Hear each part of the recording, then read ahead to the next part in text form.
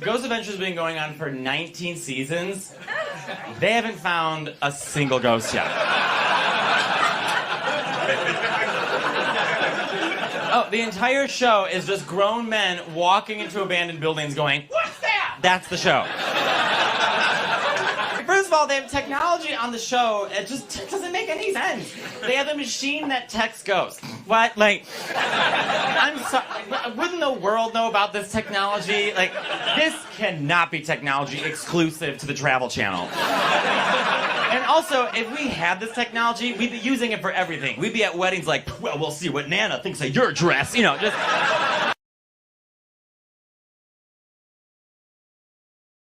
We absolutely love. Good evening, everybody, and welcome to Dead Air Live right here on the Dead Air Full Spectrum channel. It is Sunday night, 8 p.m. Get ready for 2 hours of the best in discussions, topics with incredible guests. And with me, as always, Ken DaCosta. And how are you tonight, Ken? Doing great, doing great. A show that I've been looking for. We've been working on now for a couple, 3 weeks, and your wait is over tonight. So I'm excited to talk to our guests. I'm excited to talk to you, George. How you been doing lately? Yeah, I'm glad all is good in your world, Ken. You are. It's wonderful. It's we've been dealing with like last night's temperature here in Florida was 38 degrees, and then today we had some horrific tornado activity over on the West Coast. At least 10 houses lost. I mean, it just was unexpected. The winds going through this area were, I got trees in the back that I'm going to have to do some yard cleanup here once I feel better. But for those of you who follow me on social media, on Facebook, are pretty well aware of the fact it was last Sunday where I mentioned I was a little under the weather. It turned out when I checked the next day that I contracted COVID. And I was ready for 4 days of just not feeling myself. We are now on day 7 of what is expected to be 10 days, because when I got past the 4th day and the 5th day and then the 6th day, and I took another test and it still said positive, I pulled up the information about COVID with regards to, hey, once you get it, once you're showing symptoms, and that's the whole thing. If you think you have been exposed to it, you have roughly about 3 or 4 days for the possibility of it showing up. I mistook that as the possibility of how long you would have the symptoms.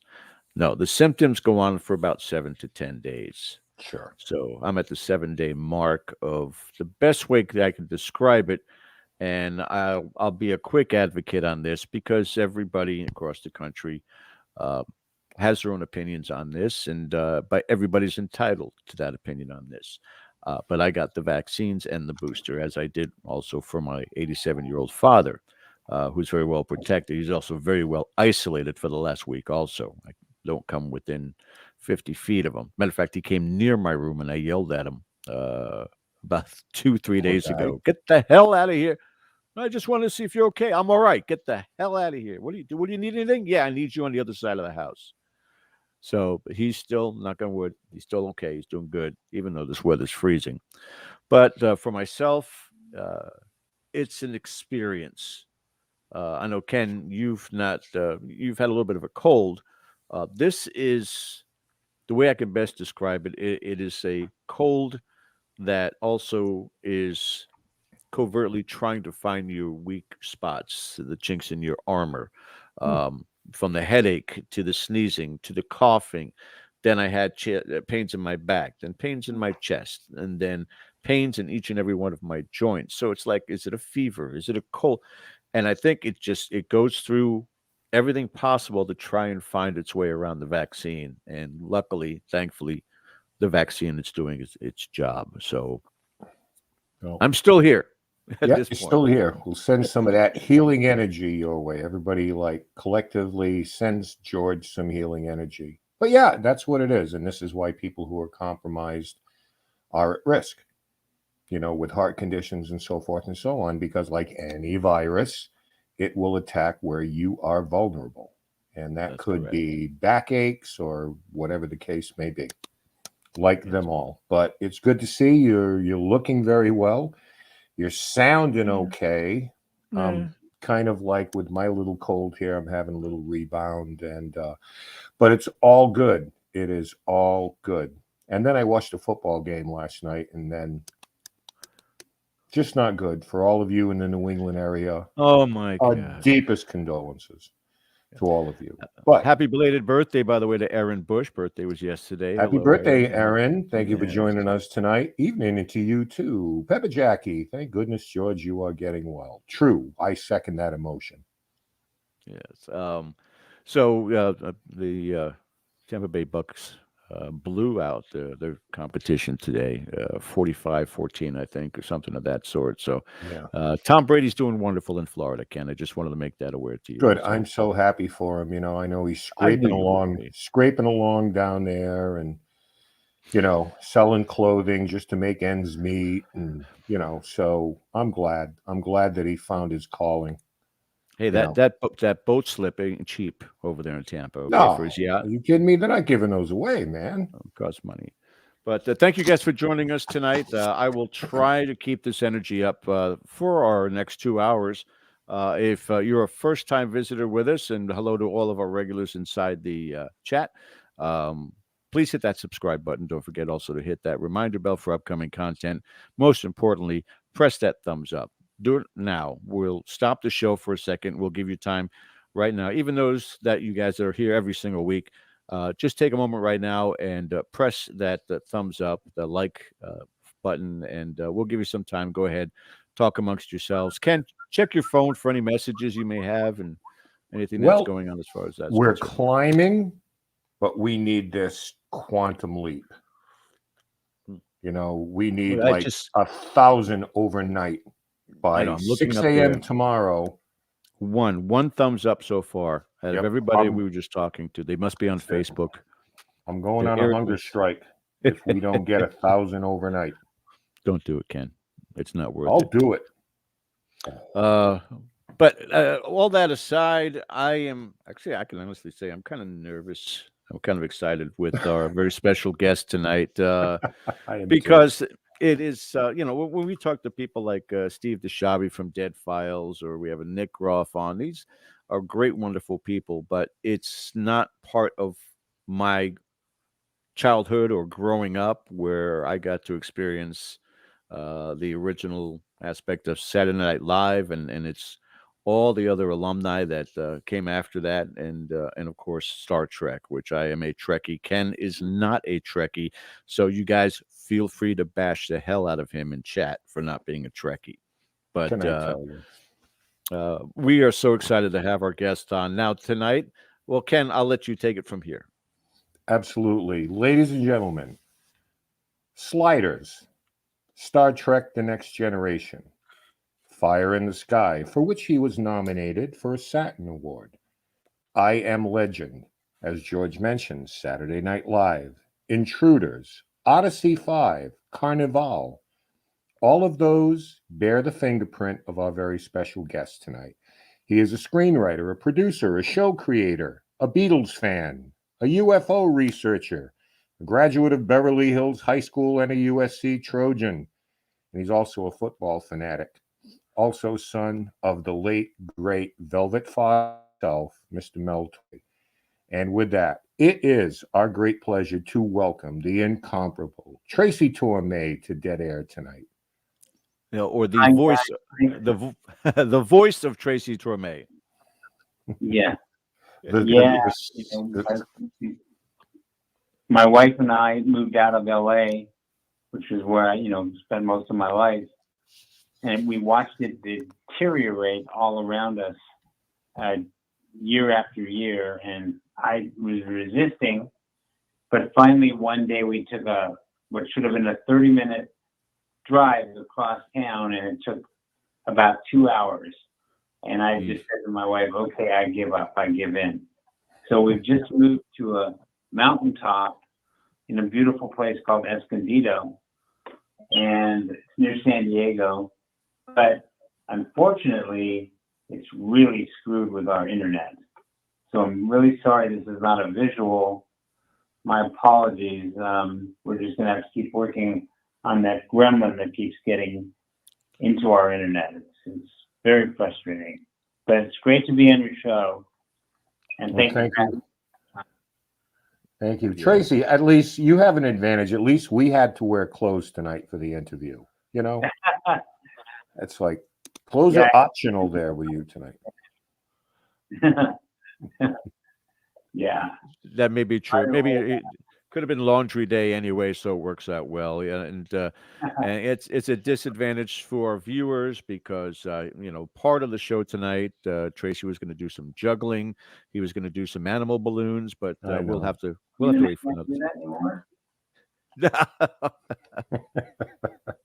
How are you, sir? And Happy New Year, by the way.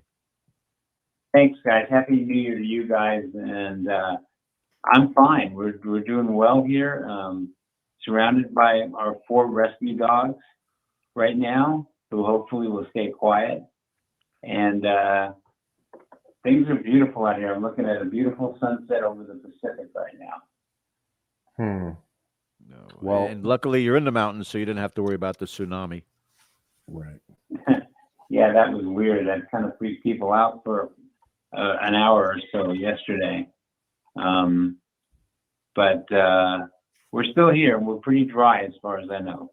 Yeah. Come to LA, they said. It'll be fun, they said. Nothing but landslides, wildfires, and tsunamis. It'll be fun. Yeah.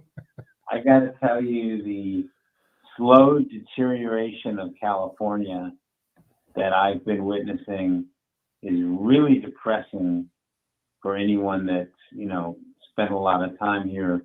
We had the greatest of everything out here, and the politicians have screwed it up so much that it's just not the same place anymore, I'm sorry to say. But we're happy to be down where we are now because LA just got too congested. It was really driving my wife crazy. So I finally decided I don't want to hear her bitch about it anymore. Let's just move. There you go. Well, politicians, they're prone to do that all over. Oh, yeah. But it's great to have you here tonight. And Yes.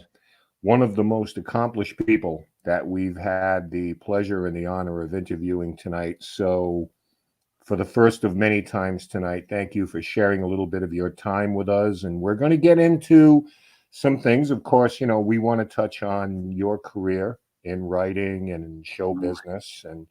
But there is also an interest that we wanted to touch on, and that is your interest in the UFO phenomena. So I guess we'd like to start off with asking you, what was your calling to research aerial phenomena, and when did that happen? Does this go back in your life when you were much younger, or something that you came to? Well, actually, guys, I first got really invested in junior high school. And the reason I got so interested was when I saw some of the explanations of these events that were coming forward. They were so torturous and so obviously wrong in a lot of ways that it convinced me there must be something to this. And so when I got to college, I decided I really wanted to make a UFO movie one day. And so that's where it all started, that I started meeting all the significant people in the field. And I realized very quickly that, of course, there are a lot of lunatics in the UFO field. And they're not only lunatics, but they're zealots. It's like a religion to them. So I sort of weeded it out and got closer to the ones that I really respected, who maintained a certain sense of skepticism. And the ones that I thought were really too off the wall, I sort of weeded them out of my life. So now that I'm an old guy, I've gotten to know the best and the worst in the field. And And also, I wanted to tell you guys this, that when I would occasionally speak at a UFO event, and I again kind of picked and chose carefully which ones I would do it at. About 20 years ago, I started saying something whenever I did one of these speeches to the faithful. I started saying something that left a lot of people angry at me or shaking their heads, because I said, guys, so many of you believe in this vast UFO conspiracy that the government is hiding what they know, the president is hiding what he knows, the military is hiding. And I said, that doesn't make a lot of sense to me, because I don't think a secret that incredible could be well kept. Thank you. So what's going on? Because I believe this stuff is real, but why is it we're not getting the lowdown on it? And I finally came to the conclusion, guys, that it's because the powers that be in this field, they know there's something here. They know it wasn't made on Earth. They know that. But when it comes to who's coming here, why are they coming here, what do they want, how do they fly, I said, I'm starting to think that they just don't know. They really don't know. And people were upset with me because, this was stepping on their core beliefs about this stuff. Mm-hmm. But I believe that, and you mentioned Intruders. That was a miniseries for CBS that I did years ago. Right. And I actually had a general on the show stating that. He goes through a long speech saying, well, what if we know there's something here, but we don't have an idea of what they are? And so I put that in because I was, really coming to believe that.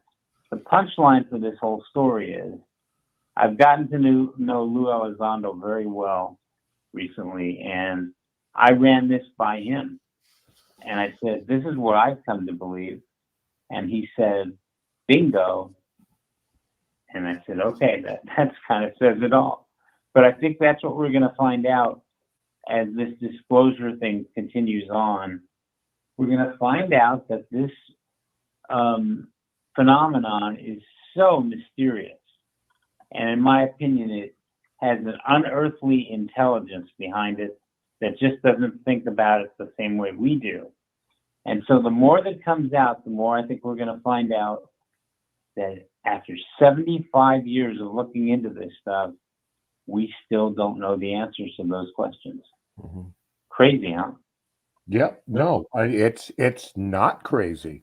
Exactly. Because you understand, and there was a nod of approval here from George, who gave you a round of applause too. When we're talking about a conspiracy on a global level, and of course we get some information trickle out. There may be a Bob Lazar or a Robert Dean or a Philip Corso who gives us this information, but at the end of the day, speaking in current terms of this phenomena, it would be next to impossible to not have a high-ranking government official break ranks at some point.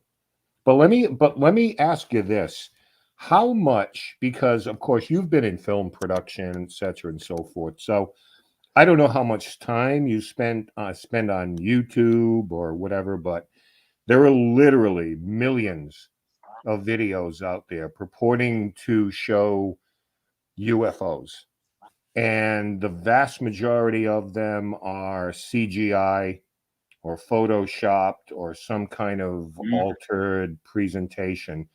And I wanted to ask how much of that factors in to people's attitudes, because I've always maintained that one hoax can undo 100 pieces of good evidence. So I guess we're so conditioned now to see these things that are, some of them are very well done, don't get me wrong, but we're so conditioned to see this, the CGI, the special effects, that if someone puts something on and posts it, and it could be amazing and 100% real, we're conditioned to sort of roll our eyes and just say, it's a hoax. Do you think a lot of that plays into the detriment of people who are trying to get to the bottom of this? Yes, well, a little bit of a roundabout answer to that is that I've also come to believe that disinformation is a very highly skilled thing about UFOs. It was done intentionally, again, starting many years ago, that the best cases would get buried and the stupid cases will all end up in tabloids. And so the whole subject has been tainted by that. I mean, I can't even tell you guys some of the people that I have had a face-to-face disagreement with about UFOs, some of the smartest people ever. If I told you their names, it would kind of probably shock you, but anyone that doesn't believe that they're real, they have very good reason not to believe it, because so much of the stuff that's out there is disinformation. And even a couple of the people you just mentioned, Bob Lazar and Philip Corso, I don't think they went out, to lie to the world intentionally, but I believe they've had their strings pulled without even realizing it. I think there was a philosophy that if enough crazy type of stories are promoted, then the real stories will get lost in the chaos. And I think that's what's happened too. And so I'm much more in tune with the idea that there's a lot more disinformation out there than we used to realize. But there was also one other element to your point. As far as the videos that have been taken, in my opinion, there have not been as many videos taken, legitimate ones, as I thought there would be. Right. So I also have come to believe that legitimate UFOs have a cloaking action on what they do. When we see them in spite of their efforts. They're not trying to show themselves. They're trying to do whatever it is they're doing in secrecy. And every now and then we get lucky enough to catch something on camera. But if you really think about it, there should be more videos out there now. Now, some might say, well, there aren't more videos because the subject is a myth. Okay. Or you might say there aren't more videos because they are cloaking themselves with whatever device or technology they have. Stealth. I believe they come and go much more often than we realize, but a lot of the time we just can't see them. Mm-hmm. Well, I guess the only question I would have for you, Tracy, is why? This information does exist. As a matter of fact, I had gone to a UFO conference in Chicago some years back, and there was an elderly gentleman, nicely dressed, suit and tie, with a briefcase, who didn't go to the lectures, which were down in the basement of this hotel, but instead stayed in the lobby and would have conversations with people and would dismiss things that were being addressed. So there are people that are out there that are doing it. But to my root question and thought on this, again, is why?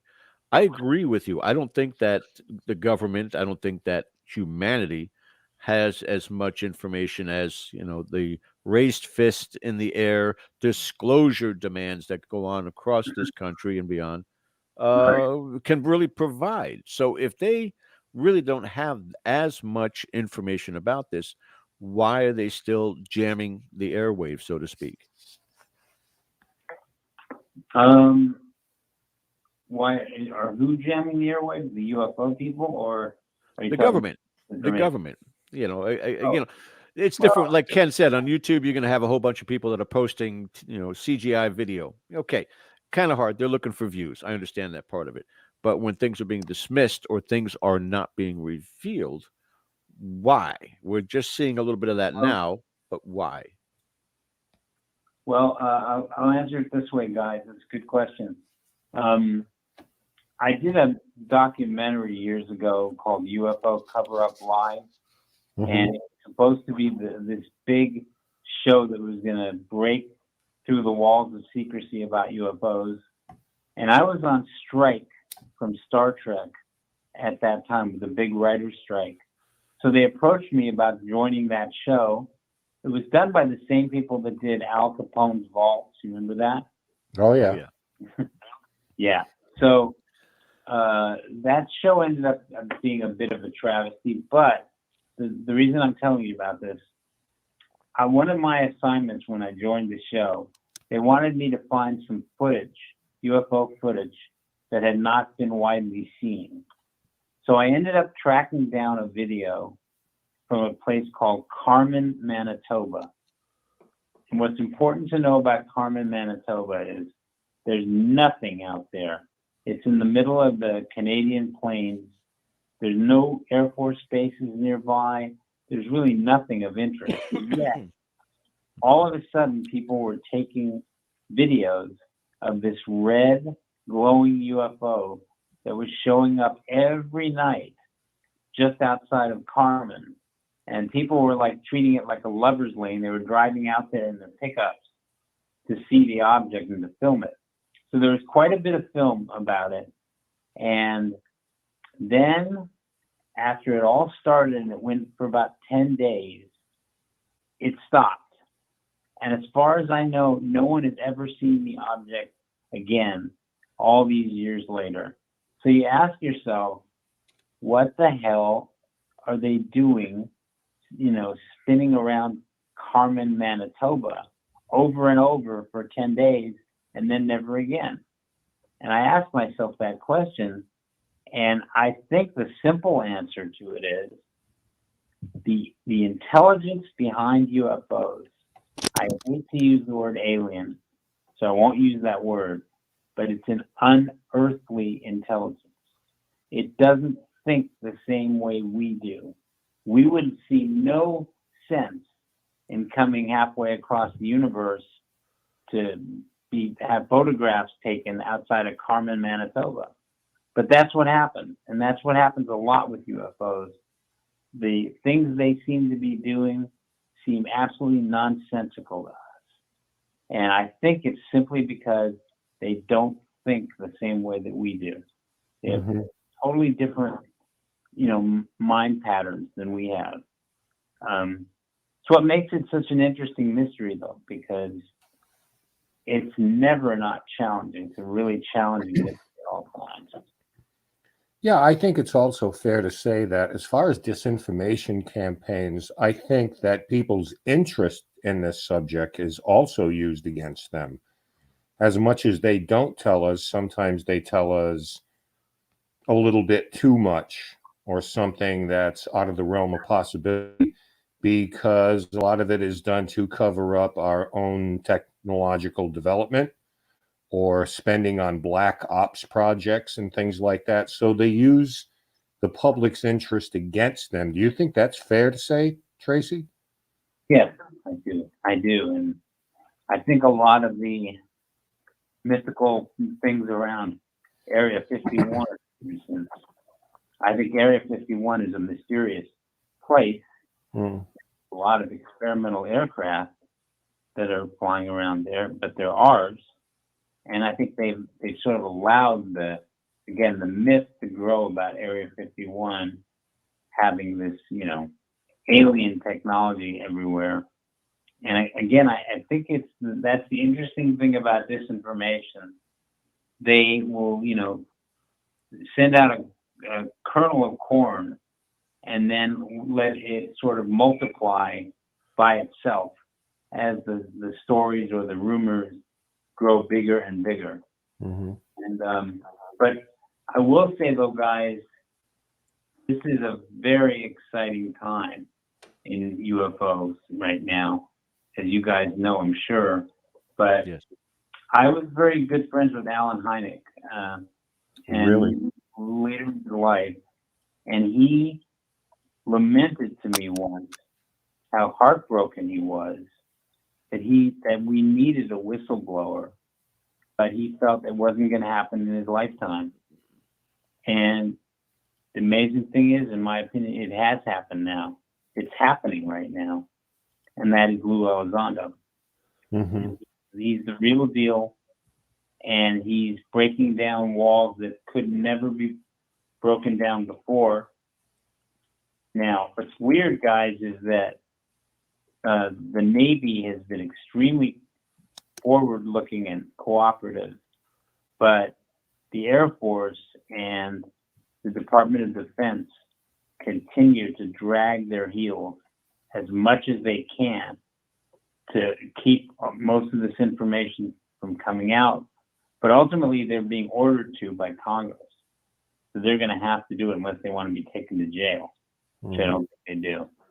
So it is a great time right now. The long wished for whistleblower has truly come, and it's making a big difference. Now, how did you react to the disclosure documents that came out last spring? Was it, because this was the story of 2021. We're finally going to get, I think people were very hopeful that we were going to get some type of information and there was going to be disclosure and complete honesty. When these documents came out, have you looked them over? And if so, what was your reaction to it? Was it something significant, or was it just, in your eyes, a kind of a big nothing burger? On the one hand, it was definitely a step forward, a big step forward. On the other hand, I was quickly told by people in the know that this was as unspectacular a document as they could possibly make it. So they were fulfilling an order. They were ordered to do this, but they were doing it kind of as little as possible. Now, what I've been told is that that was our unclassified document that they were putting out, but there's a classified document that's coming. And I've been told you're going to see a big difference. There's going to be stuff there that really is a head turner, But all in all, it's really exciting to just see the wheels turning and this to start happening. It's to the point where anyone who looks into the Navy experiences, again, I'm sure you guys know, they recently said they've investigated 144 reports in like the last year or whatever, and 143 of them were unexplained. They found one balloon in one case. Otherwise, every other case is unexplained, which, how do the skeptics deal with that one? All right. Now, obviously in your writing, your interest in UFOs has informed a lot of it. You've written a lot of science fiction. I know you're a great fan of Richard Matheson, science fiction author. I wanted to ask you a little bit about Fire in the Sky. In preparing for that and writing it, did you have an opportunity to ever sit down with Travis Walton? Oh, I know Travis really well. We're good friends. Very good. Yeah. And he worked very closely on the movie. But I also went up to Snowflake, Arizona, and tracked down all the guys that were involved in the original sighting. Mm-hmm. One guy, I met him at Florence Prison in Arizona on the day he was being released. So I got to know all of the woodsmen that were involved with that sighting. And I went up there really not knowing if it was a real case. I was totally prepared to find that it was a hoax, which I thought would have made just as interesting a movie.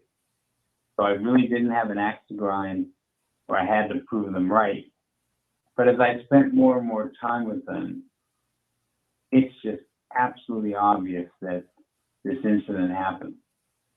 And it's a powerfully important one, too, because it doesn't follow the usual the usual pattern of an abduction. There are things about it that are very different than the average abduction.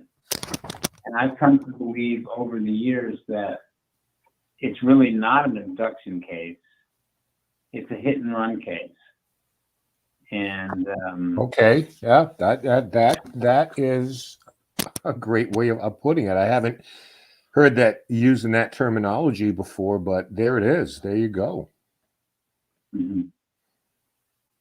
But you know, thoroughly fascinating to look into it. And you know, some of the usual attitudes towards UFOs came out in unusual ways when I was preparing to write the script. I had one day where I talked to 3 of the major law enforcement guys that had worked on the case. And I had one of them, I think it was a guy named Sheriff Gillespie. He looked me right in the eye and told me all these reasons why you should believe the story. You know, these were honest boys. Their stories were consistent. They passed the lie detectors, et cetera, et cetera. And then I said, well, yeah, but what's confusing me is you're supposed to be one of the people that totally does not believe in this case being a UFO case. He says, oh, I don't. I said, oh, well, what else could it be? And he said, well, that's what makes it so mysterious. But do I believe it was a UFO? No, of course not. And he said that to me after he had just given me 15 reasons why these guys were not liars. So, you know, you get into these things with Yeah, it sounds though a little bit like he was trying to have it both ways, but yeah, let me we're going to get to a couple of questions that we're going to put up that actually come from our chat audience tonight, but I want to follow up on that real quick with a small point. After exploring Travis Walton's story, did it in any way, I don't know, change your view about abduction phenomena? Did you have an idea about this particular subject that maybe evolved from there after you heard his story and started talking to these different people, researching it?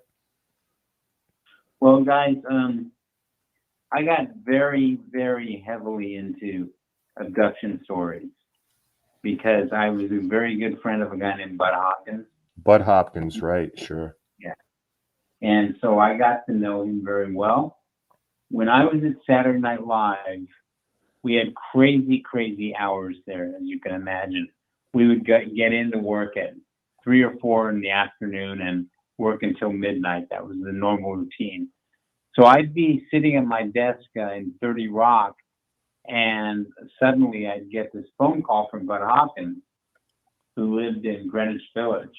And he'd say, Tracy, I don't care what you're doing right now.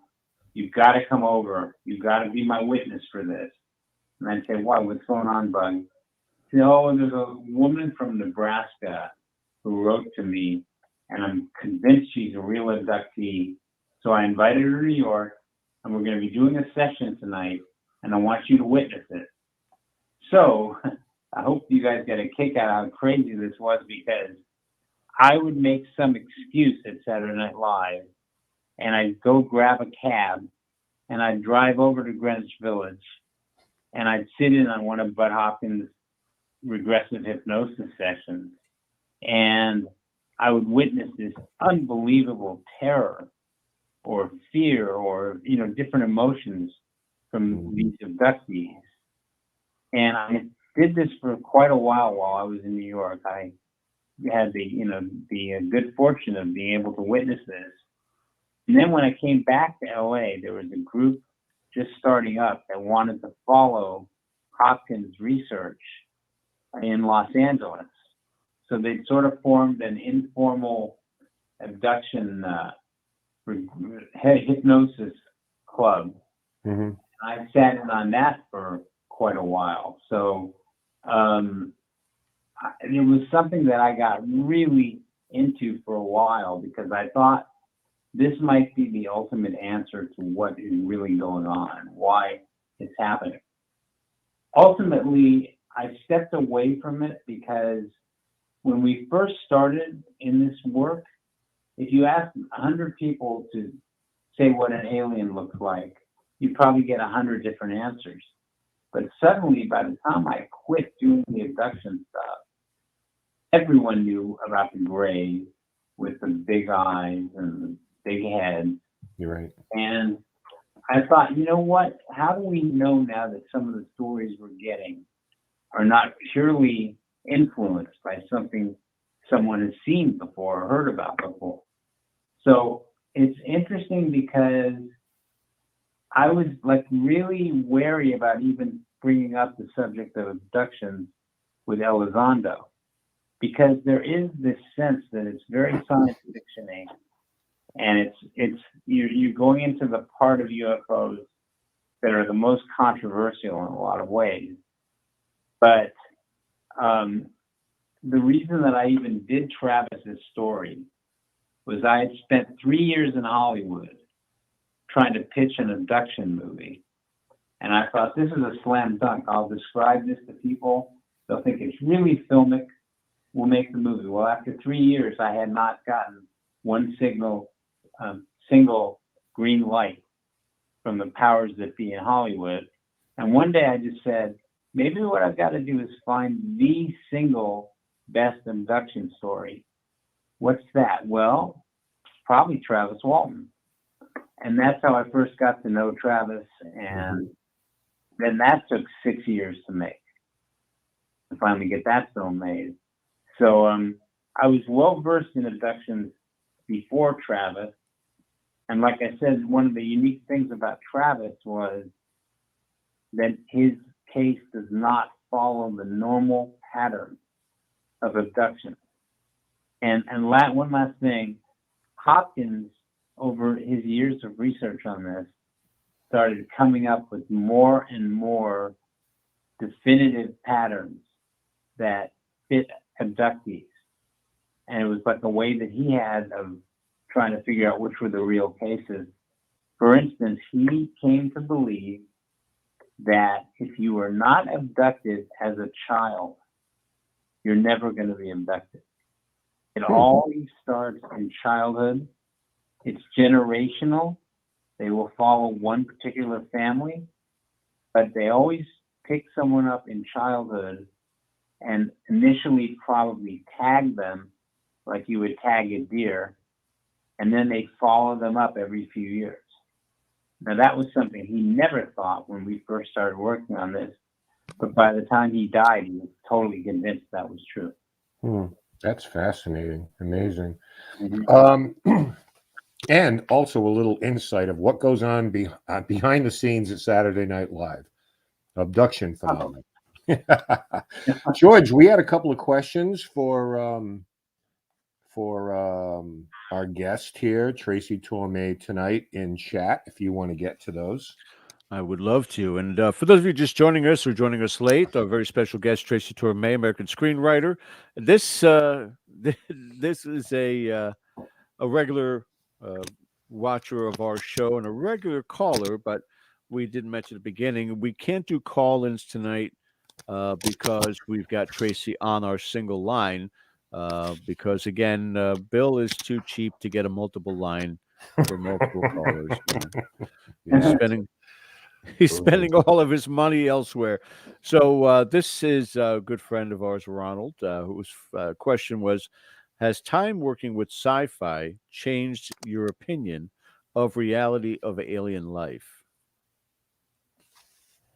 Well, that's a good question.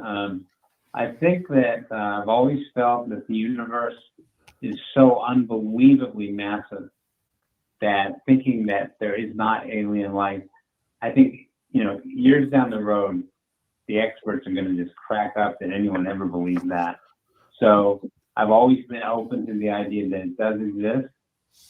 And it seems to me that the disclosure element of UFOs may lead to the history people stamping their history books and saying, yes, here's proof there is alien life.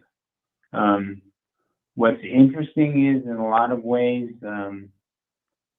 part of the reason that I don't think the UFO people really know the ifs, ands, and buts about what's behind UFOs. I guess I made this point, so I'm repeating myself, but I think it comes Yeah. from the idea that it's an unearthly way of thinking we're dealing with. But yes, I believe there is alien life, probably all over the universe.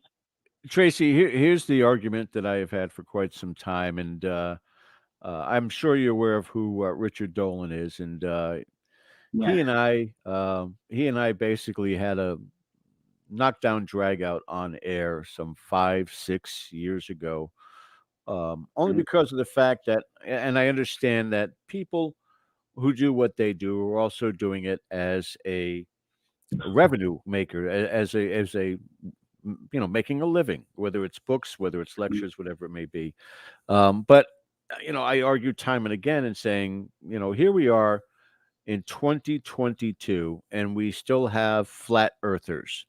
We still have people who, again, don't believe anything, or just for the sake of, being combative, will state some of the most ignorant things.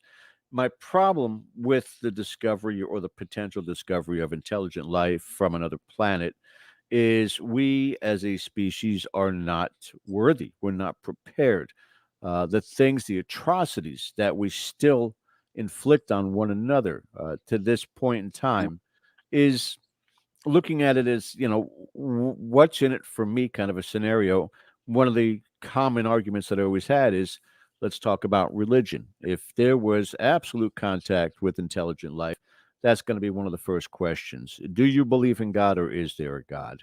Either one of those can be completely destructive to the amount of people who are faith-based here on our planet. Not science-based, not logic-based, but faith-based. And I'm not saying that that is any less than the other categories.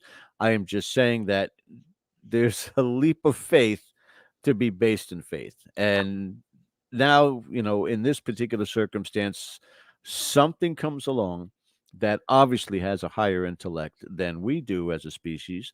And God forbid, here I use faith, they say there is no God. Then what happens at that point is these particular aliens become villainized. They're heretics. They don't believe in God.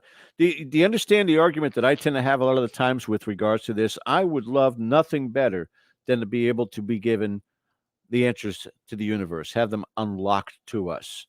But it's also a scary notion of those people who are in power and what they would do with that knowledge that worries me.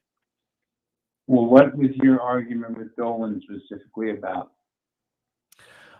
With regards to this disclosure perspective of it, again, now at that point in time, I didn't have that same perspective I do now, that pretty much any government that's out there on the face of this earth really doesn't have much to divulge or disclose out there. But at that time, in my argument with him, was that if they did, why require it? If you want to disclose it to scientists, you want to disclose it to mathematicians, you want to disclose it to people who are looking for answers to unlock the universe, but not the general public, because we as a general public, as a society, would not be able to handle those answers.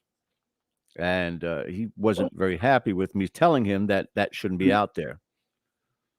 Well, guys, in the early days of UFOs, the argument that people were terrified to tell the truth about UFOs because the public would panic. There'd be mass panic. Well, I think that was used like a club to keep things secret. On the other hand, it was based a lot on the War of the Worlds radio broadcast. Prime example. Yeah, that really shook people up, because there were stories that people were committing suicide and jumping off buildings, et cetera, et cetera. But now, because there's been so much science fiction regarding aliens, I just believe that it's not going to cause a huge tsunami. I just think people will take it somewhat in stride. That's my opinion.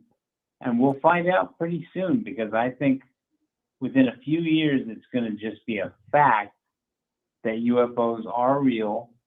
They go back to at least 1947.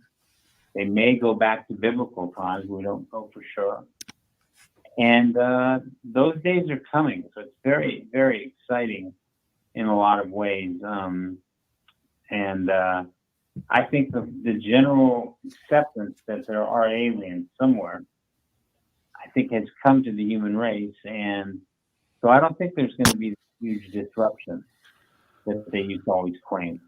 We're talking in the aspect of with dissemination being bottle fed and not having to swallow a big pill, correct? I think that's exactly right. Okay. Following up with this, Aaron Bush from our chat, a regular viewer, asked this question of you, Tracy. Which whistleblower do you feel has made the biggest impact for disclosing information to the public? Well, I think it's mainly Elizondo. But I think there's people that have been working with him. Chris Mellon is one example, but I always can't stop thinking that poor old Alan Hynek, had so wanted that type of thing to come out, and he died, what is it? I don't know, 20 years, 25 years too soon. Because he was hated by UFO people because he was the #1 debunker for a long time.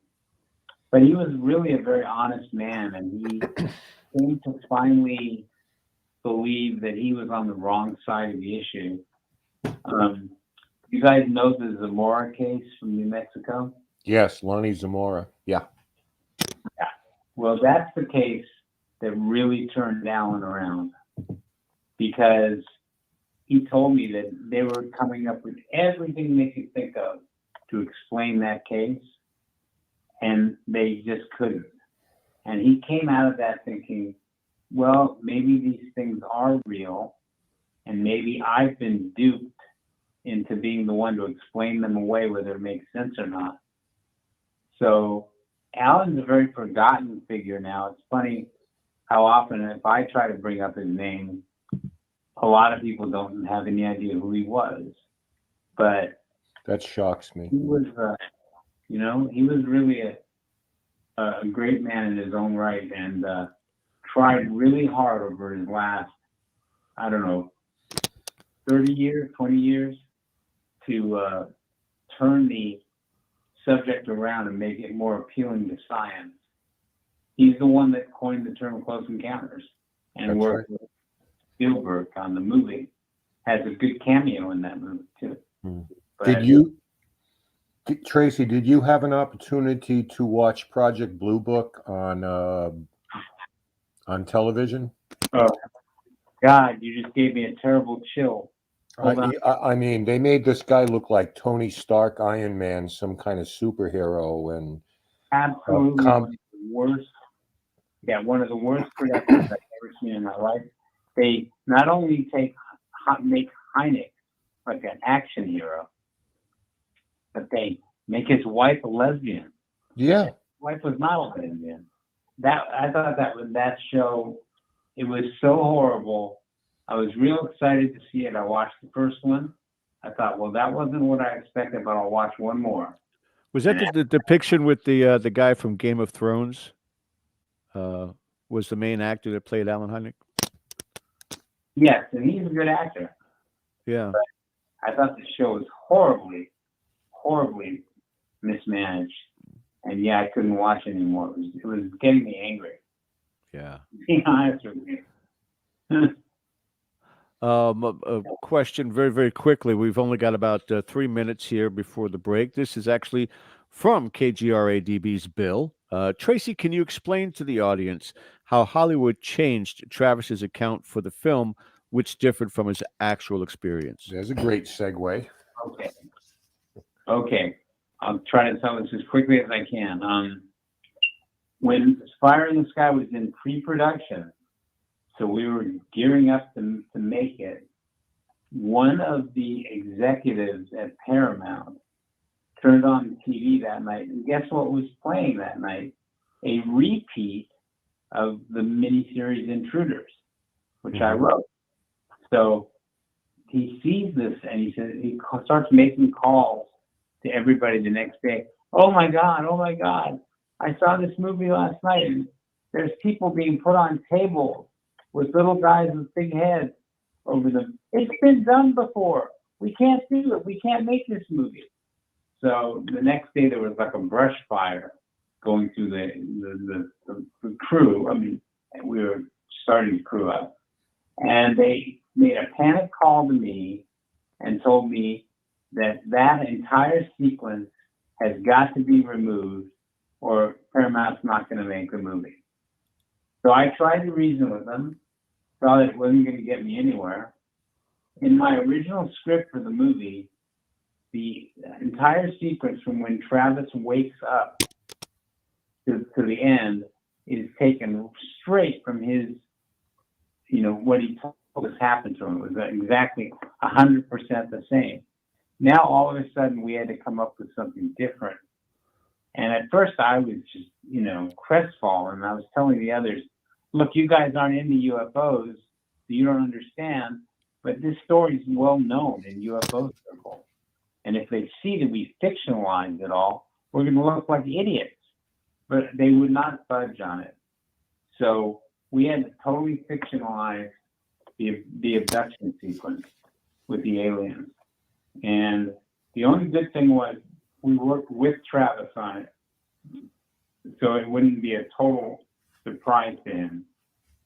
And we tried to do the scenes metaphorically, like Travis was having trouble breathing on the ship. He was feeling claustrophobic. So we put a sequence in where he's covered with a mask over his face and he can't breathe. We tried to do stuff like that, which threaded the needle and made the executives happy, but still stayed, pretty close to the movie. But there were so many things that were fictionalized. Even the appearance of the UFOs in the woods looked nothing like what he saw. And I just finally had to come to terms with it and say that's the way it's going to be. So I still regret that, and Travis does too. Well, whatever sacrifice needed to be made there, you made up with it with Star Trek as a screenwriter, because everything in that series is authentic and real. And that's what I was talking about, being such a Trekkie. Well, we got to go to a break here very, very soon, guys. We'll be back. But Tracy Tormé, son of Mel Tormé, but also a screenwriter, producer, and one hell of an American is going to be joining us here on the other side. Stick with us. You're watching Dead Air Live on the Dead Air Full Spectrum channel. We'll be back right after this.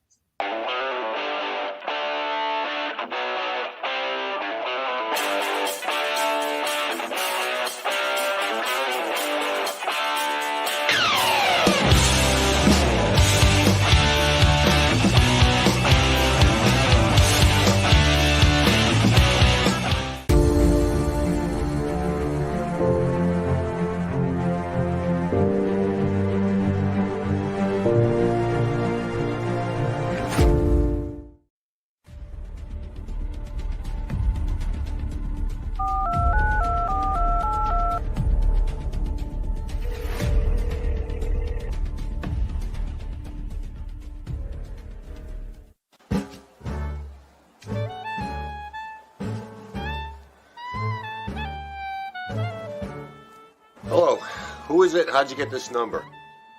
Hey, Ken. Hey, man, it's George. Hey, man, what are you doing? Right now, I'm trying to chop ice off of my deck here before somebody breaks their net. What are you doing today? Me? Oh, ghost hunting. Hey, listen, Bill from KGRE wants us to do a commercial, a promo for the show for them to play.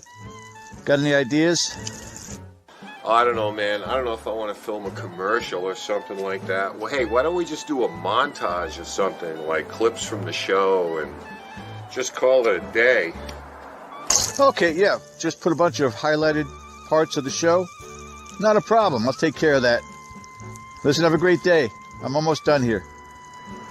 Yeah, all right, man. Let me know how you make out, all right? Yeah, you bet. Be good.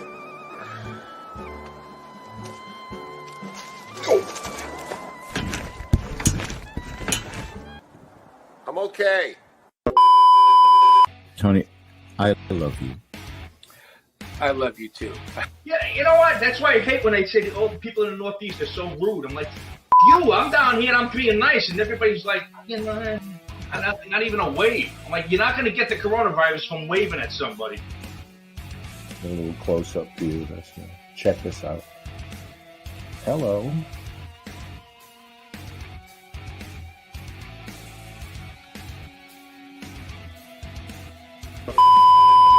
Hang on, let's get us on camera again so we can wave. Wave back, Robert.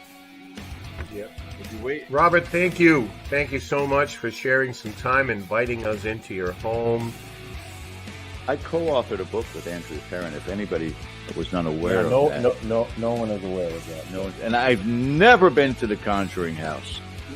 I wrote a book We're going to do this again. with Andrea Perrin, and I've still never been to the farmhouse. Did I mention I wrote a book with Andrea?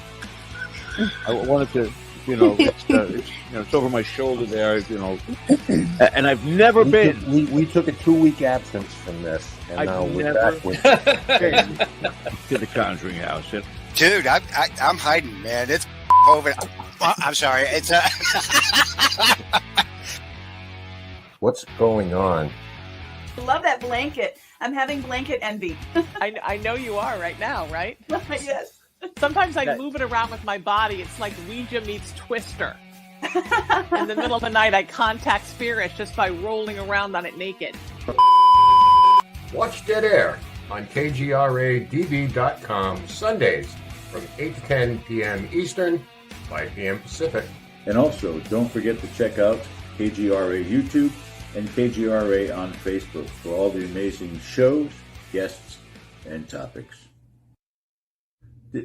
Did I mention that I wrote a book with Andrea Perrin?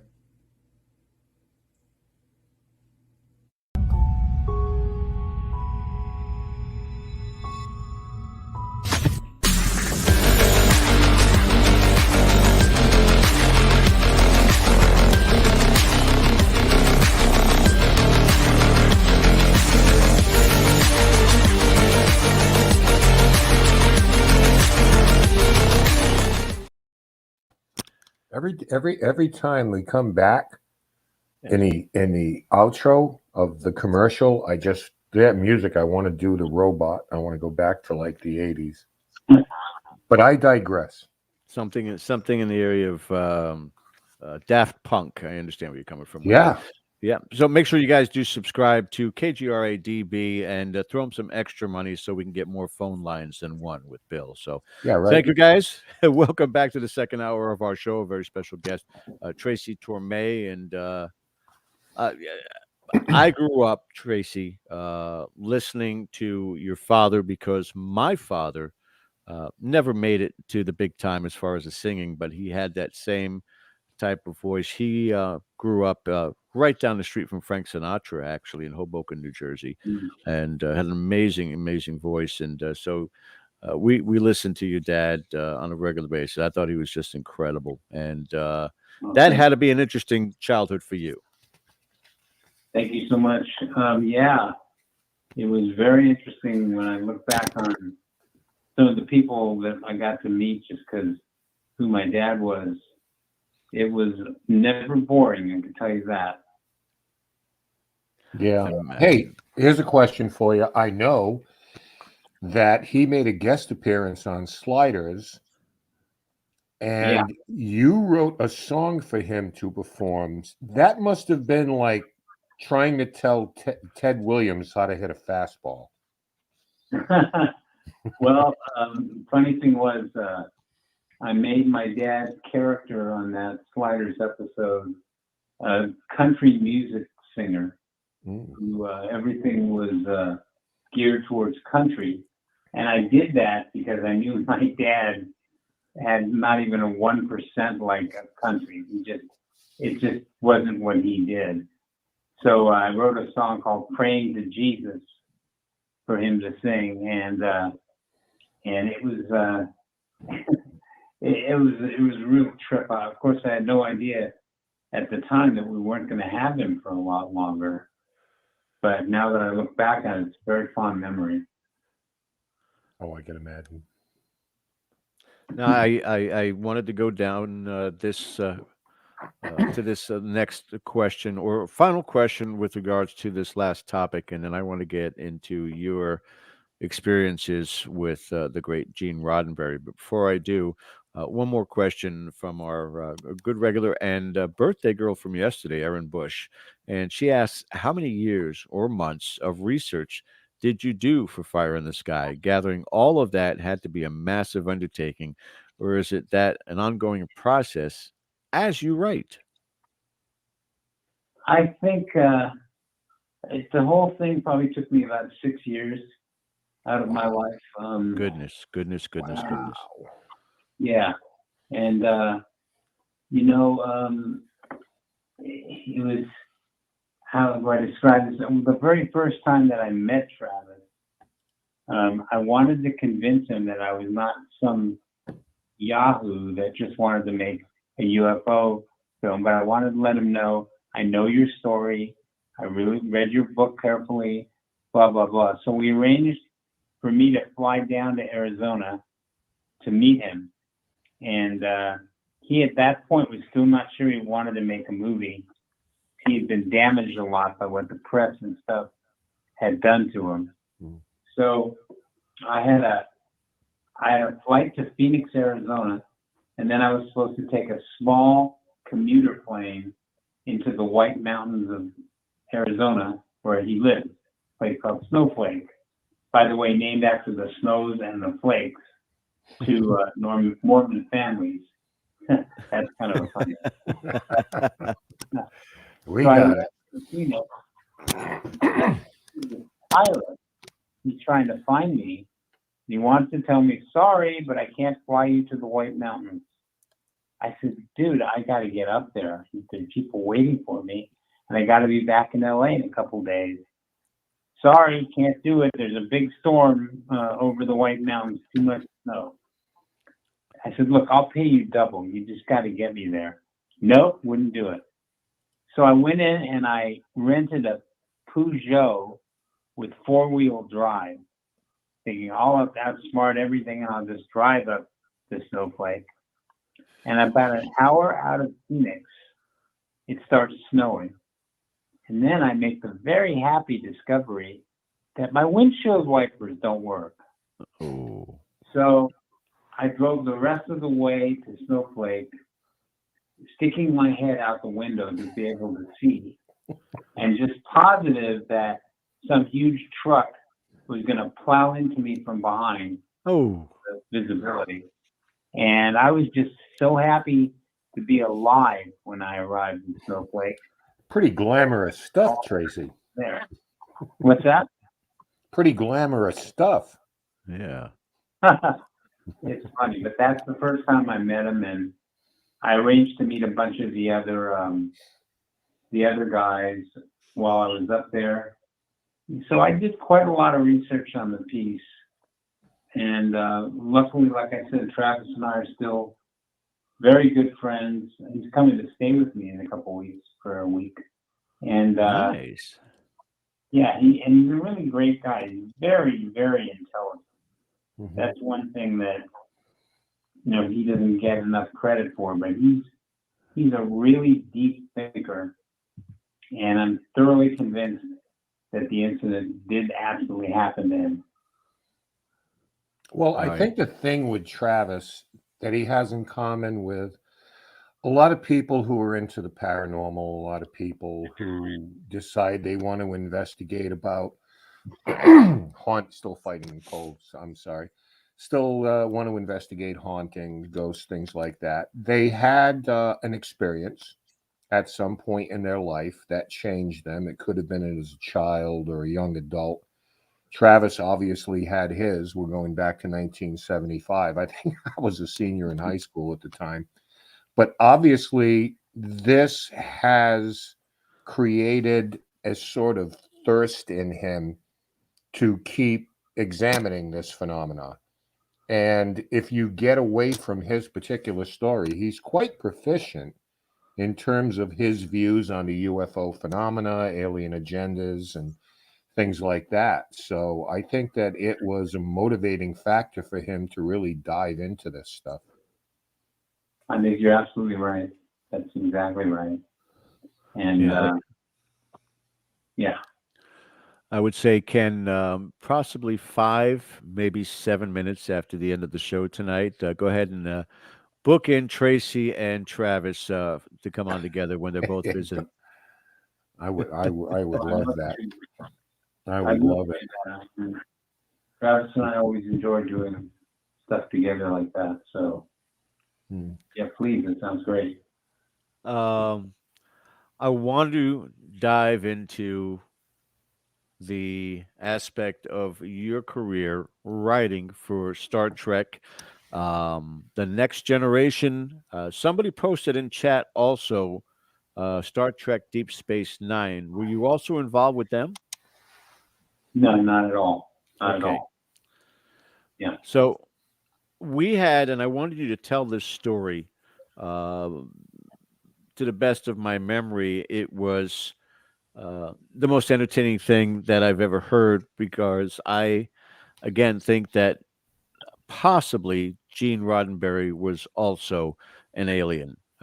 His masterful mind, his genius, and his vision of the human race has never been duplicated to that level. But you told me when we first connected on the phone about you being his driver in the golf cart around the studio. Could you talk a little bit about how that developed into so much more over time? Sure. Gene used to disappear from The Next Generation for a week or two. He'd go to his house in La Costa, which ironically is fairly close to where I live now. And then he'd sort of not be hands-on for a couple of weeks. And then suddenly, when Gene would show up again, or we'd hear that he was on his way in, everyone would get real nervous because the boss is coming in. And he used to do with me something that started off as sort of an isolated thing, but then he ended up doing it more and more. He would call me and say, Tracy, I'm in the golf cart and I'll be right in front of your building in 30 seconds. Meet me out there. I don't have that much time today. I say, okay. So I go down, he'd be driving this golf cart from the far side of the Paramount lot where I was located, all the way across the lot to the shooting stages. And we would go on these meandering drives where he would just wind his way from one end of the Paramount lot to the other. And he would take the time that we had together there to tell me all kinds of stories about all kinds of things. Now, he might one day tell me stories about the original creation of Star Trek. Another time he might talk about one of his very fiery divorces that he went through. But it was all sort of always very philosophical. And he said to me at one time, he knew I would create my show one day. And one of the things he wanted to tell me was some of the things I'm going to have to deal with, basically with those idiot executives, and how to possibly keep your sanity. And I mean, so literally that was what he would do. Now, one story I think I told Ken that I think your audience would like, he told me that when he first did the first pilot for the original Star Trek, that one of the things the executives were absolutely on the same page about, they hated that Mr. Spock character. They hated him, and if the pilot keeps going forward, it's okay, but he's out. He's not going to be in. So Gene gets this sort of gleam in his eye, and he says, but I know how to deal with these idiots. So I created a space cigarette for Spock. And I did a double click. I said, what? Yes, Spock was going to smoke a green cigarette with green smoke.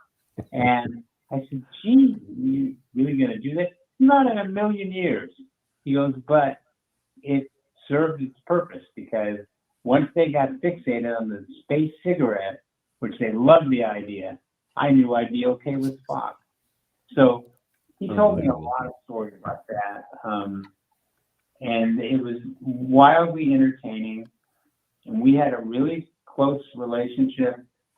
And I will say, guys, there was one other guy. I felt like I had two grandfather figures in my life, mentors, because of their age. They weren't father figures, but one was Gene Roddenberry, of course, everyone knows. But the other is a guy who's been a little bit lost to history, very unfortunately. Do you guys know the name Joe Stefano? Joe Stefano? Yeah.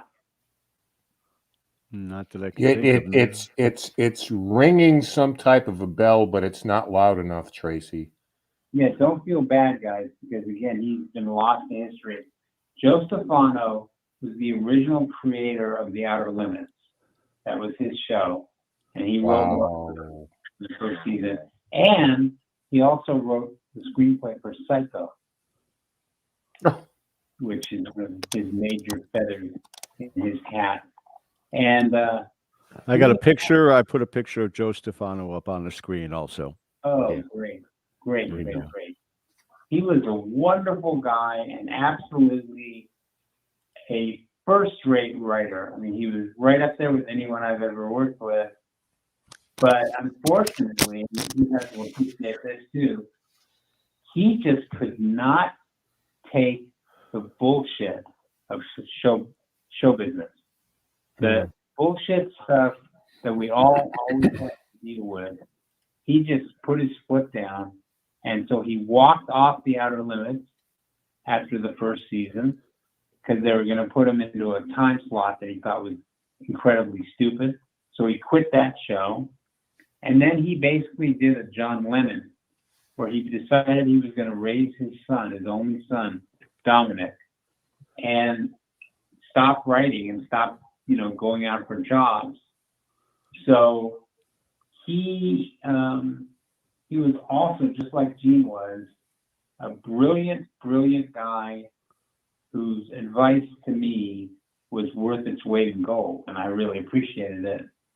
And he's dead now for many years, but he was another brilliant guy.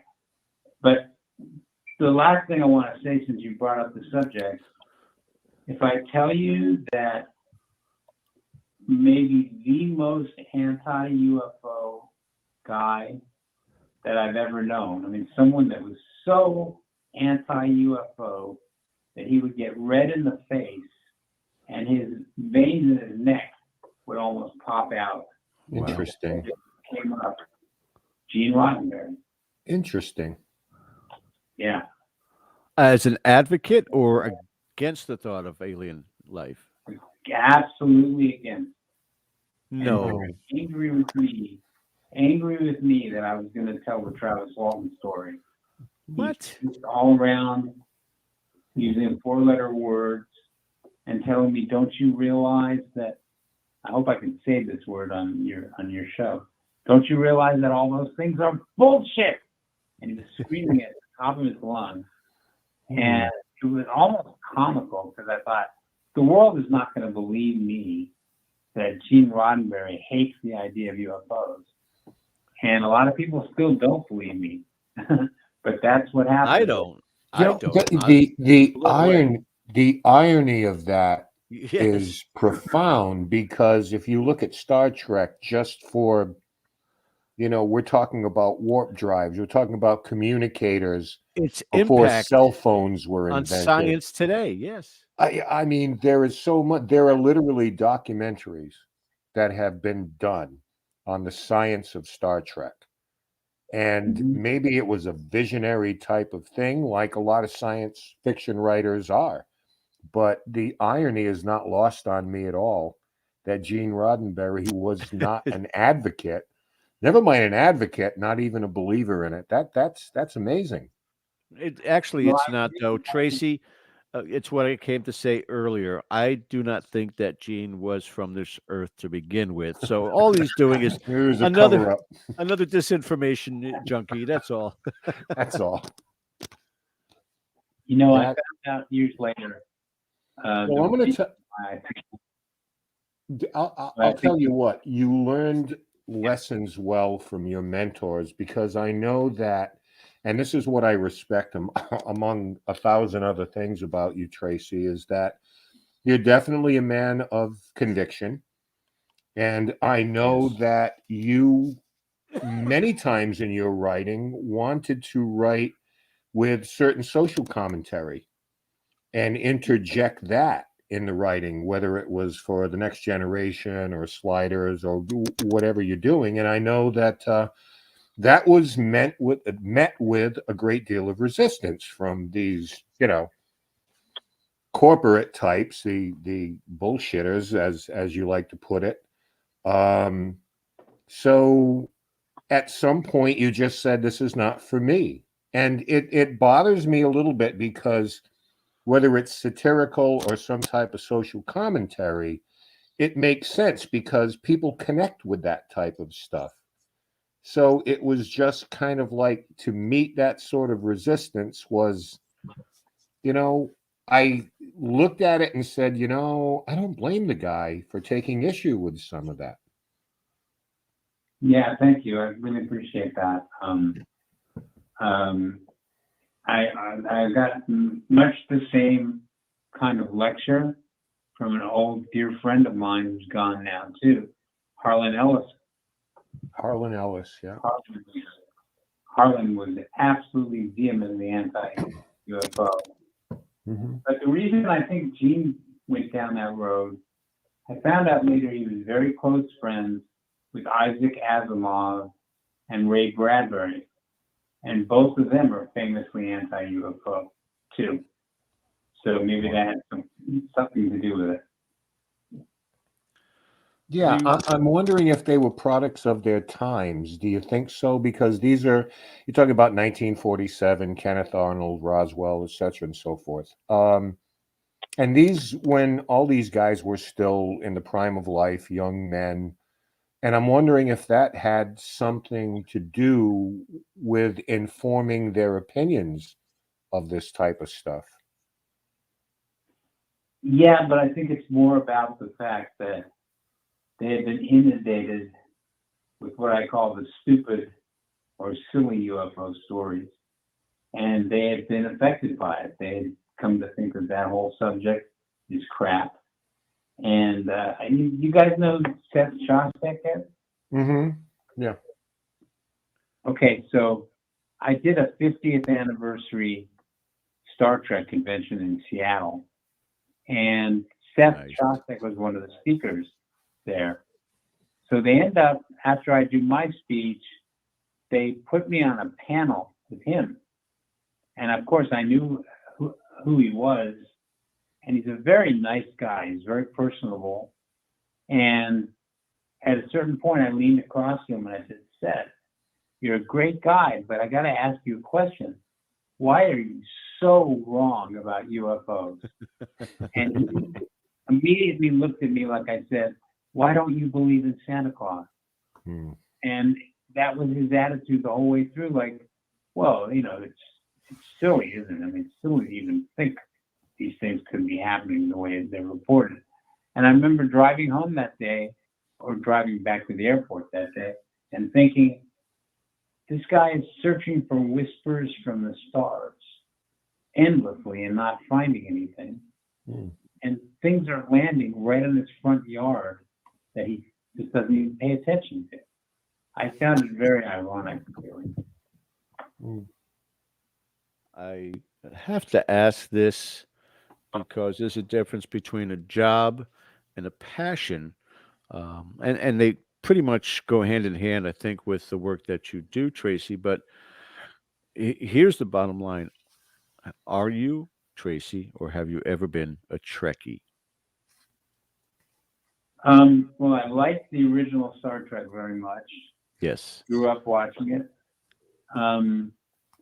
But I wouldn't call myself a Trekkie. But I came to know a lot of legitimate Trekkies over the course of the 2 years I was at Next Generation. And they're, generally really wonderful people. I mean, the fact that they take the show so seriously, that's like a writer's dream when somebody cares enough about what you're doing that they, it becomes a passion for them. And we had the same kind of reaction to Sliders, really. And I was really impressed by it, was that despite the fact that Sliders was really dicked around enormously by the network and made it hard for people, to be passionate about it, I thought. But to this day, when the rumor came up that we were bringing the show back, I started getting, unbelievable correspondence from people who've been, waiting for that moment for many years. And I don't take that lightly, and I didn't with Star Trek either. Now, the flip side of that, guys, I remember when I did a Star Trek convention very early in my association with the show, I went to some place in, I think it was Pennsylvania, and it was a convention, and I noticed this kind of little kid who must have been like 11 or 12 following me around when I made my rounds of the activities there. And I thought, oh, that kid must be a real fan or something. And then he finally comes up to me and he sticks his finger in my face and says, now, I want to make the point that if the Enterprise implodes at warp 12.5, it goes to 12.7. And I'm looking at him like, are you serious? And he said, how do you explain yourself? And at that point, I had to start laughing.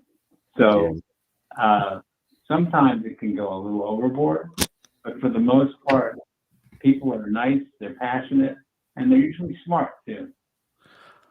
I'll say one more thing. I'm sorry, George. Go ahead. No, I would say that in line with this, and then I want Ken to jump in here. But I can't think, Tracy, and you want to talk about being part of history books, not about IMDb, not about the credits that are along there, but no other show, to my recollection, and there have been incredible shows over the years that have had incredible followings, but no other show or no other series has motivated people to make scientific changes. You can mention cell phones, doors that open on their own at your local convenience store, which was unheard of when the original Star Trek pilot series came out.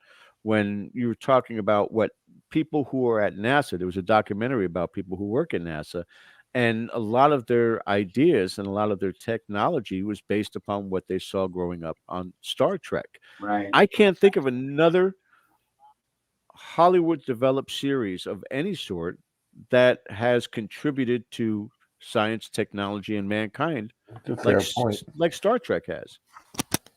Well, Gene told me very specifically that when he first was, creating the original Star Trek, he really went, out and made sure that most of the things that were in the show were feasible for the future.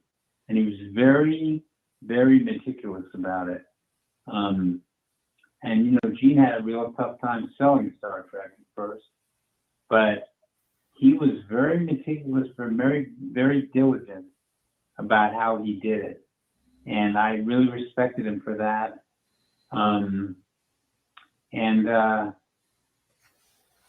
He did his homework big time on that show. So what you're saying is very, very true. Yeah. It's funny, you were talking about the little kid who got up on your face and everything, and immediately I started thinking about that classic Saturday Night Live sketch with Shatner at the convention where, you know, people are dressed up and they're asking him these questions, and he just says, "Get a life. It's a TV show." Exactly. Yeah. I had never met Shatner, and Really? then he produced the documentary about the chaos that was originally at Next Generation. Yeah. Right. And so I spent about an hour and a half with him, being interviewed by him. And going into it, I thought, oh my God, this is going to be something, because I'd heard a lot of stories that he was very egotistical, very temperamental. So I was really kind of not sure what to expect. But maybe he mellowed, because that hour and a half I spent with him that day, he could not have been a nicer guy than he was. So, because we didn't usually get to meet many of the classic Star Trek people. I met DeForest Kelly, and I met a guy that played Walter Koenig, played Chekhov. Right. And then finally I met, and actually Leonard Nimoy, his son, directed several sliders. Yeah. Adam Nimoy. Yeah. You know, I wanted to ask you too, as a co-creator with Bob Weiss of Sliders, does it surprise you? I mean, I don't know if I ever go into this as a writer or a show creator, but, you know, because it doesn't happen all that often. But does it surprise you on some level that a show like Sliders has such a fervent cult following? I mean, that's got to be extremely gratifying that people are writing letters and they want to reboot. And, you know, when a show just sort of outlives its shelf life, so to speak, on television, and there's such a clamor for more, that's got to be a really gratifying thing.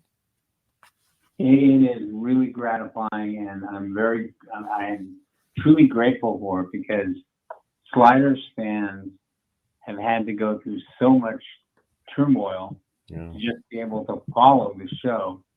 And that's what happens when you're working for a network that doesn't really believe in your show. And that's unfortunately what happened to Sliders. I've told people I fought my battle with the network every week and tried to keep the show somewhere close to what I wanted it to be.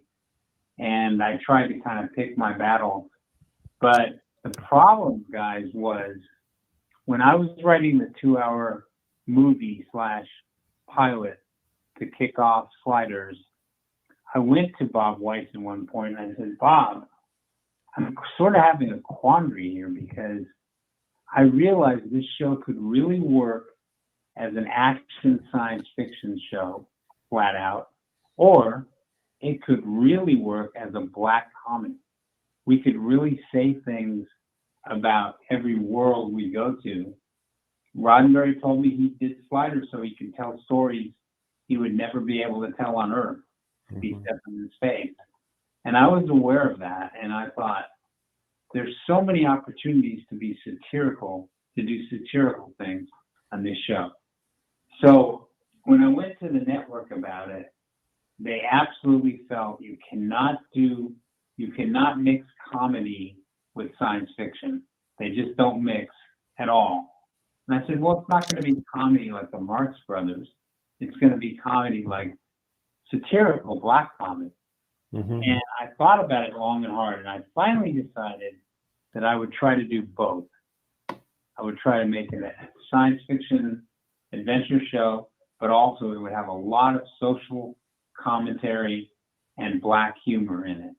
Right. And because of that, the network never really believed in us. I remember when the pilot aired, it got really great ratings. And they were surprised. They were like, really, oh, wow, you know. But from that point on, I was battling with them throughout the 2.5 years that I stayed with the show. And when word started getting around, my agents would have come to me and go, Tracy, they're starting to tell people that you're difficult. I said, oh, well, you know what? Uh-oh. That is a badge of honor. If I'm difficult, I must be doing something right. Hmm. But, Did they not see Ghostbusters or something like that? who knows what they don't? I mean, a combination of comedy, science. One of our views in chat, Benjamin Zavala, says now comedy and science fiction is a thing, like Marvel. Mm-hmm. You know, Yeah. and this is what I was alluding to before about the social commentary you were trying to insert these shows. It would have been marvelous. People love that. They identify with it.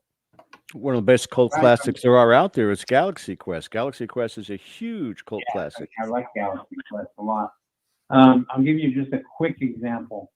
When we ended the first season of Sliders, the final scene is our main character, Quinn, Jerry O'Connell. He gets shot, and you can't really tell whether the bullet hit him or not, but someone shot at him from point blank range, and he seems to be possibly being killed off. And so now we get word that we're coming back for a second season, which again seemed to surprise the network. And so I'm immediately writing the first scene of the second season to pay off what happened to Quinn with the shot, with the bullet that was headed his way. And the first thing that comes up when I start working on the script is, oh no, we don't want you to deal with that.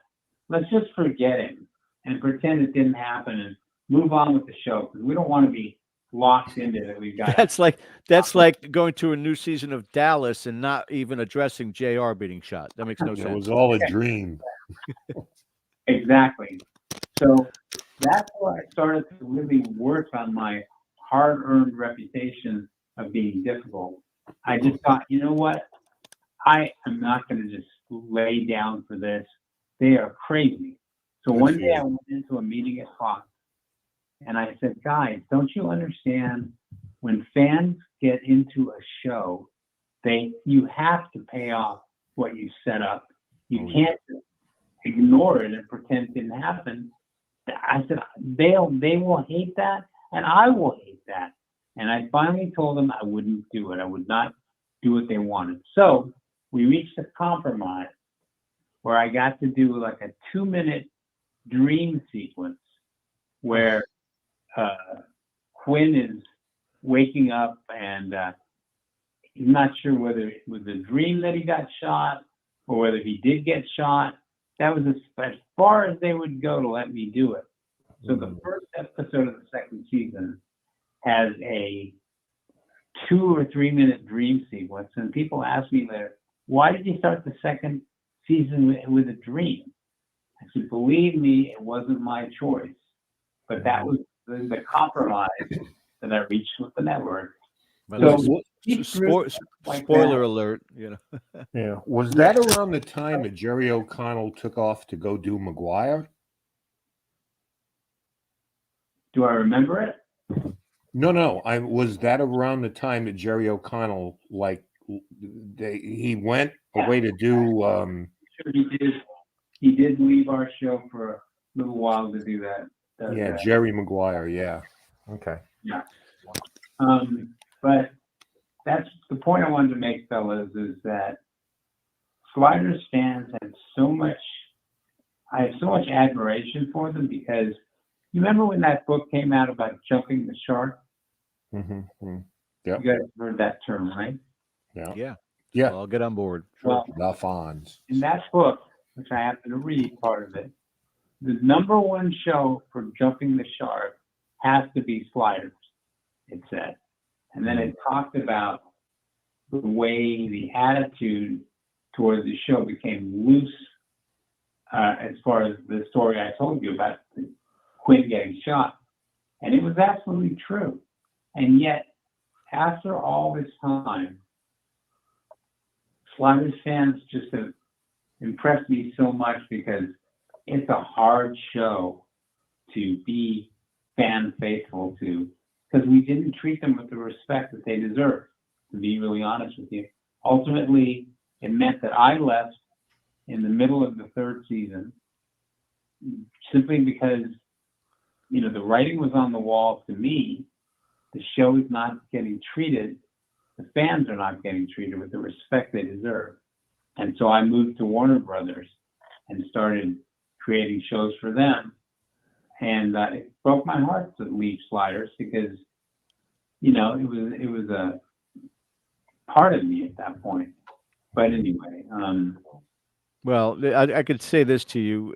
You're talking about one of many who have fallen under this horrible Hollywood spell. And I remember reading about how Stephen King had sent a letter to D&D, the two writers for Game of Thrones, and said, whatever you guys do, don't pull a Lost, because there was another cult following with Lost, and they ended it with so many unanswered questions. And what did Game of Thrones do? They went right down that same path. Either they lose focus, lose ideas, or ready to move on to the next project. And again, the powers that be do what they do. Ken and I both come from a background, Tracy, of paranormal investigating, ghost hunting. And we've talked to so many that have been on television. They've been on the show with us and talked about how the directors, the producers all say, you can't have humor in paranormal investigating. You can't joke around. Everything has to be scary. Everything has to be terrifying. And you know, it's kind of stagnant when you don't add in that personality, that color to it. And it happens all too often out there in Hollywood. yeah, if you ask me, rules like that are meant to be broken. Amen. Yeah. You know, I have to ask you this question before I bring you back around to another couple of questions about UFOs. If you're talking about time sliding, if you, Tracy Tormé, came into possession of a time machine, would you choose to go forward or backward in time? Wow, what a great question. This is apropos of nothing. This is just throwing that out there. I think that going forward is more inherently dangerous, but it would be fascinating to see what the future really holds. But I think you also could get burned doing that much more than going into the past. It could be terrifying, absolutely terrifying, sure. Yeah. So now if you go back into past, this is this two-part question. What would you like to find out? Is there one thing in history that, I mean, knowing that you can't alter the future in any way, but just to be an observer and maybe have that aha moment, would there be one that you go back and say, yeah, I want to find out what happened here? Well, I owned a book for a while called Year of the Hangman, and it was about the true story of Benedict Arnold, the U.S. Revolution, the American Revolution. And I became really fascinated with the American Revolution based on that book. I started reading more and more about it. And I would, you know, really love to go back and meet Washington because thanks to our wonderful school system, I grew up thinking George Washington is this guy with a bad haircut and bad teeth. And what's the big deal about him? But then when I got to know his real autobiography and biography, I should say, I just think he's such an interesting character, so much larger than life in so many ways, yet so humble in other ways. That's one thing I would like to do. I'd love to be able to go back and meet him. I'd probably go back to when the Angels won their only pennant, because I've been a suffering fan my whole life, and go back to when they won their one and only World Series. Yeah, that was 2002. We got John Lackey from you guys here. He was like he was a youngin' back there. Yeah, I'm also a baseball nut too. So Yeah, me too. If you go back to the American Revolution, don't pick up a gun, because I would not have to want to live in a world without Tracy Tormé in it. Okay, that's a promise to me. Hey, listen, bringing you back around here, another, essay question here. When we talk about UFO phenomena, we talk about all of these seminal sightings and all these incidents through our generation.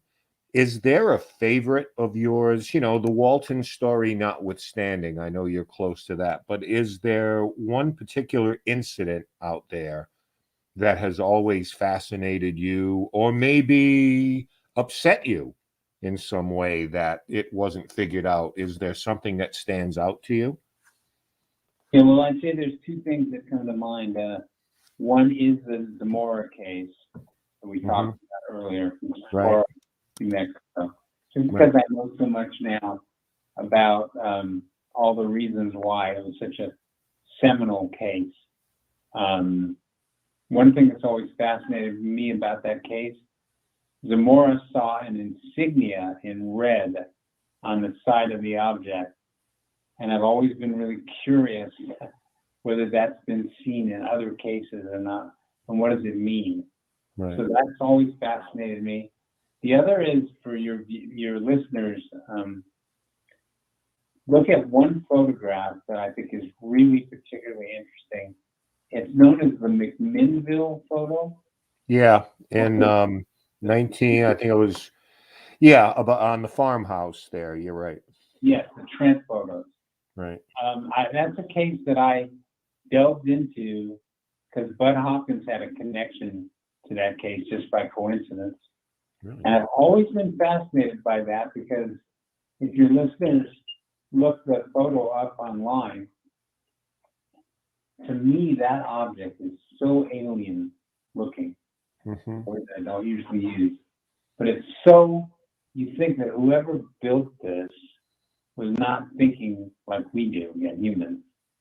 So I think that it's a fascinating photograph. It just turns out that my wife, by coincidence, grew up right near McMinnville. So we're actually showing it on the screen right now, Tracy. Oh, great. One thing that's fascinating now that your audience can see it, they were certain that this was a relatively small object close to the camera. And what they did is they did these very intensive computer enhancement photographs of the photograph, I should say. And one of the things they found, that object was about the size of a 747, and it was a lot farther away from the camera than they realized. But that photograph has always fascinated me, and I've said to people over there, you want to see a real UFO, a real legitimate UFO? Take a look at this. Yeah. And so that's another case that I'm fascinated with.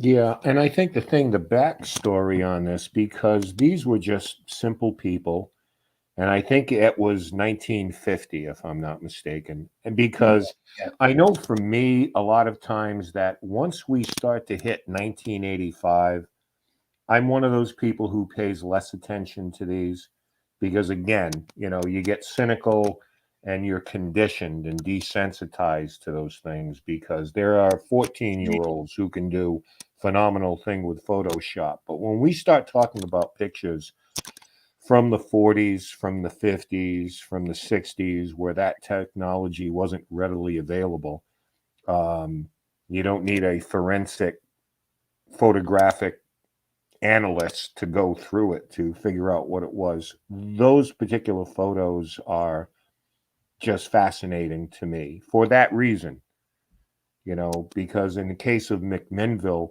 I mean, these are a couple of simple farm people who, they probably didn't even believe in this stuff. And it was only 3 years after Roswell. So.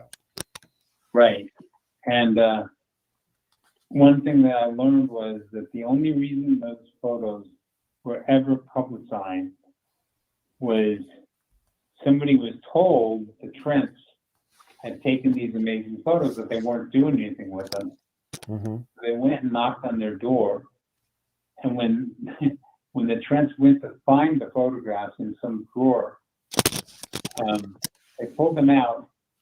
They had peanut butter stains all over the outside of the photographs. They've been eating peanut butter sandwiches and taking no care toward, saving these photos. So you're right. I'm glad you knew that these were very down-to-earth people that lived on a farm outside of McMinnville. Mm-hmm. And that, I don't know, that image of that object has just always fascinated me. Yeah. For me, and I know I'm going to bring George back in here because we got a few minutes here and we want to give you an opportunity to tell us what is in your future. Two that stand out for me in no particular order are probably Cash Landrum and Rendlesham. Just my 2 cents there. Great case. Great one. Absolutely. Mm-hmm. And of course, I'd like to know more about Roswell. I was pretty close with the #1 skeptic on Roswell, and I'm still close with the #1 proponent of it. Yeah. So I felt like I was being tugged in two directions, but it would be really interesting to see what really happened at Roswell and to see a photograph of the debris field. That would be amazing. There you go. Take your time machine and do that. Tracy Tormé, I cannot thank you. Oh, go ahead, sir. Please finish up. If I could take a time machine, I'd still be playing shortstop. So I guess that's not going to happen anytime soon. No. If I could take a time machine, yeah. There's a lot of things I would have done different. Tracy Tormé, thank you so much for taking the time out of your busy schedule to join us tonight. I'm not going to put you on the spot and say, will you come back? But we certainly give you an open invitation. We'll keep in contact with you. We'd love to have you back again. 30 seconds, sir. What's coming up for you here? Well, first of all, I'd like to say thank you guys. I knew this was going to be a really great interview by the way you guys were prepping for it. And thank you so much. And, well, right now I've been working a little bit on Sliders reboot, which is possibly going to happen. You never know. You're hearing it here, folks. It is true.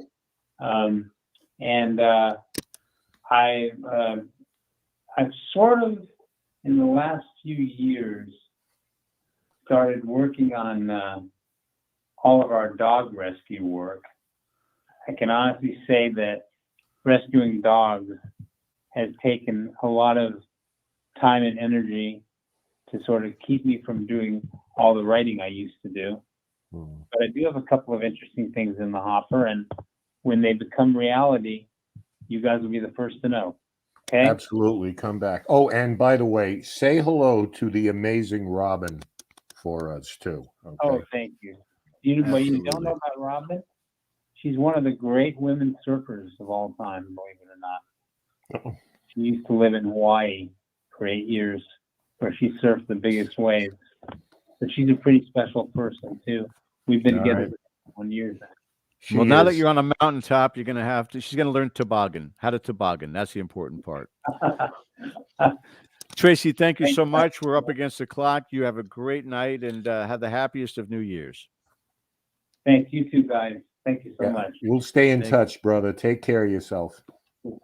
Please do. I'd love to come back. Okay. Bill, over to you, sir, and everybody else. We'll see you next week, same time. Thank you for watching. Don't forget to subscribe. Take care.